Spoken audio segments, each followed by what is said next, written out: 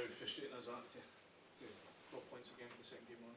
Yeah, it's obviously really disappointing that the second game in a row that we dropped points, and second game in a row that, you know, first 45 minutes we put ourselves in a position, we don't take full advantage of the first 45, and then we're, you know, responding second half, and, you know, by our standards that's not good enough, and we've got to do obviously a lot better than that. The fact that the game's running that started not in the manner you'd be hoping for, is that the thing that really hurts the most? Yeah, and it's obviously, you know, poor goals that we're giving away. So,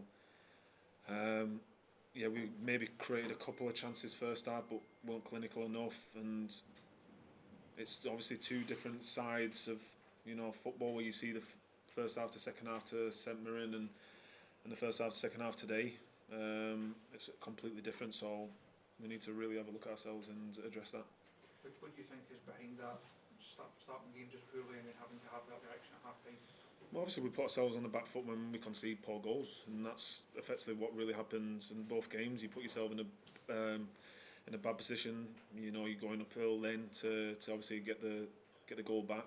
But you know, we started fairly okay. We tried to move the ball, but obviously there was more conviction second half compared to first.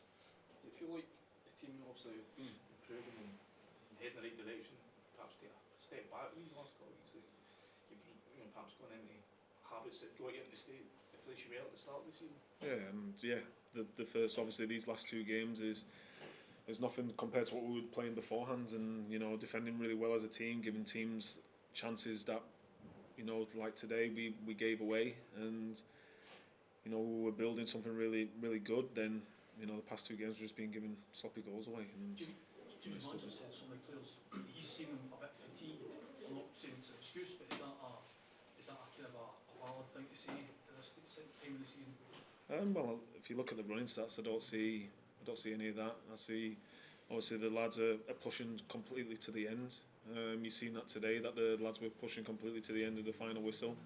But it's obviously small details about not giving goals away, and obviously being more clinical in their box. I think we maybe rushed a bit too much in the second half when obviously we got level, and we could have maybe asked different questions, maybe moved the ball a bit more around the box, and it's just obviously small details like that makes a difference. As a teammate, would you prefer somebody puts their hand up and says, I don't feel 100% to play a game, like Tierney did today, rather than let the team down by being like 60% or whatever? Yeah, you obviously want everyone to be honest. I think everyone will always be honest in the team and always try and give it their all every single time. But it's obviously just it's the smaller things and how we can obviously concede these goals. You know, it's we've got to obviously do better on that. It's a huge game on Thursday. I mean, how do you get the guys up for that? And is it spouts low? How, I mean, you as captain, how do you get the boys ready for the Old Firm? It's obviously an Old Firm against our biggest rivals, and a home game. So we obviously have to go back to what we were doing better at and before these two games, and that's, you know, play better as a team, the performance of the team, defend as a team, and be clinical. 14 points. That's what I was going to say. 14 points now is the gap between the two teams. Does that seem unassailable at this point? Because it is quite significant. It's obviously points that, you know, we're obviously not happy about, and we're just going to push it all the way to the end of the season. Given the record in the Old Firm games, Arsenal gets 7 without a win now, is there a mental hurdle that almost has to be overcome against Celtic as well?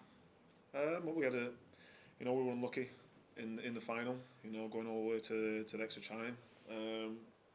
So we're just going to go into that game, and we obviously need to address what we need to do before Thursday, and really look at ourselves as men and as a team to put things right. James, when you look at some of the action online to the boos at the final whistle as well, I mean, there's a feeling that there's some pressure going on the manager's shoulders here, that he needs a result on Thursday, you know, if he's to keep his own position. I mean, for you guys, how do you feel about that? The seeing him come under the sort of flag that he's had to deal with? Well, we can apologise for the supporters, because, you know, the past two games we've wasted 90 minutes on two halves where the performance level is not us, and that's unacceptable. So you can understand the boos. That, you know, we set standards and we've got to maintain them standards, and if we don't, then they're fully in the right power to let us know, and we all know that, and we knew it wasn't good enough. And this is the thing: we just can't waste time on the pitch. We've got to be at it for 90 minutes plus. And manager, you still back him, you still have faith in him as well? Well, obviously, he's our manager, and we're going to obviously play towards the end, and yeah, we're going to fight for the shirt, and we'd obviously need to look at ourselves and address it. Okay guys, thank you very much. Thank you. Thank you. Yes.